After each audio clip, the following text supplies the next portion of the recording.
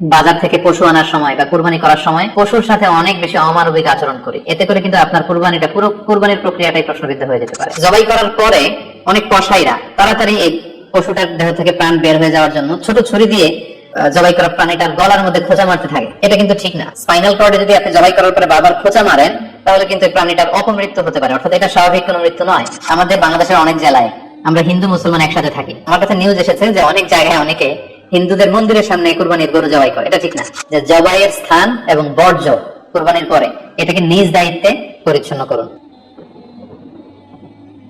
এ পর্যায়ে আমরা অল্প কয়েকটি রিমাইন্ডার আপনাদের সাথে শেয়ার করে আজকের আলোচনাটুকু আমরা এখানেই জবনিকা টানবো, এখানে আমরা আলোচনাটি শেষ করবো ইনশাআল্লাহ। প্রথম যে রিমাইন্ডারটি আপনাদের সাথে আমি শেয়ার করতে চাই সেটি হচ্ছে, সম্মানিত সুধী, আমরা অনেকেই বাজার থেকে পশু আনার সময় বা কুরবানি করার সময় পশুর সাথে অনেক বেশি অমানবিক আচরণ করি, এতে করে কিন্তু আপনার কুরবানিটা পুরো কুরবানির প্রক্রিয়াটাই প্রশ্নবিদ্ধ হয়ে যেতে পারে। সবাইকে বলছি আমরা যাতে পশুর সাথে মানবিক আচরণ করি, কুরবানির পশুর সাথে এমন কোনো আচরণ যাতে না করি যাতে ওর কষ্ট না হয়, আমরা যেন এটা খেয়াল রাখি। বিশেষ করে জবাই করার আগে পশুকে ভালোভাবে রশি দিয়ে বেঁধে নেয়া এবং ছুরিটা যেই ছুরি দিয়ে জবাই করা হবে সেটা খুব ধারালো থাকা। আল্লাহ রাসূল সাল্লাল্লাহু আলাইহি ওয়াসাল্লাম কিন্তু এই দিক নির্দেশনা আমাদেরকে দিয়েছেন। সুবহানাল্লাহ। ইসলাম যে কতটা চেক এন্ড ব্যালেন্স, কতটা ভারসাম্যপূর্ণ জীবন বিধান। আল্লাহ রাসূল সাল্লাল্লাহু আলাইহি ওয়াসাল্লাম সহিহ মুসলিমের বর্ণনা তিনি বলছেন, ইযা যাবাহতুম ফাআহসিনু যিবহা, তোমরা যখন জবাই করবে সেখানে তোমরা ইহসান করো। কারণ আল্লাহ তাআলা সব জায়গায় ইহসানকে অবধারিত করেছেন। আমরা জীবনে যাই করব না কেন সেটা ইহসানের সাথে করতে হবে। তো পশুটাকে কিন্তু আমি জবাই করব, স্লটার করব। আল্লাহ রাসূল সাল্লাল্লাহু আলাইহি ওয়াসাল্লাম বললেন, যখন স্লটার করবে, জবাই করবে, তখনও সেটার প্রতি ইহসান করে তোমরা জবাই করো। ওয়াইযা যাবাহতুম ফাআহসিনু যিবহা, সেক্ষেত্রেও তোমরা সফট হার্টেড হও, সেটাকে ইহসানের সাথে জবাই করো। কিভাবে ইহসানের সাথে জবাই করবে?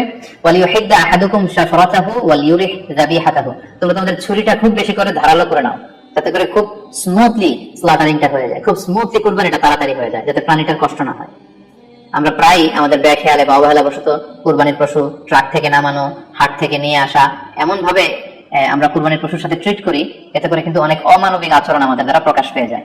তো আমরা যদিও এটাকে জবাই করবো, আমরা যেন ইহসানের সাথে জবাই করি, এই বিষয়টা যেন আমরা খেয়াল রাখি। এটা হচ্ছে প্রথম রিমাইন্ডার।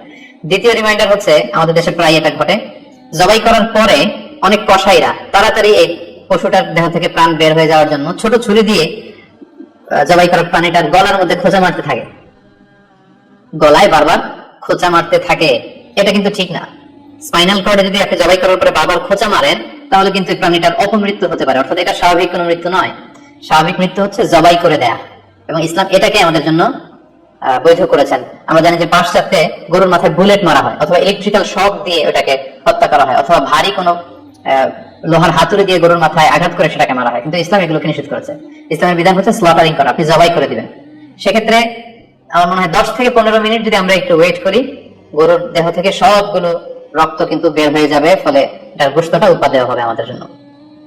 কিন্তু আমরা যদি তাড়াহুড়ো করে, বিশেষ করে অনেক কসাই ভাইরা, রুহটা যাতে তাড়াতাড়ি বের হয়ে যায়, প্রাণটা যাতে তাড়াতাড়ি বের হয়ে যায়, জবাইয়ের পরে আবার ছোট ছুরি দিয়ে স্পাইনাল কর্ডে খোঁচা মারতে থাকে, এটা কিন্তু ঠিক না।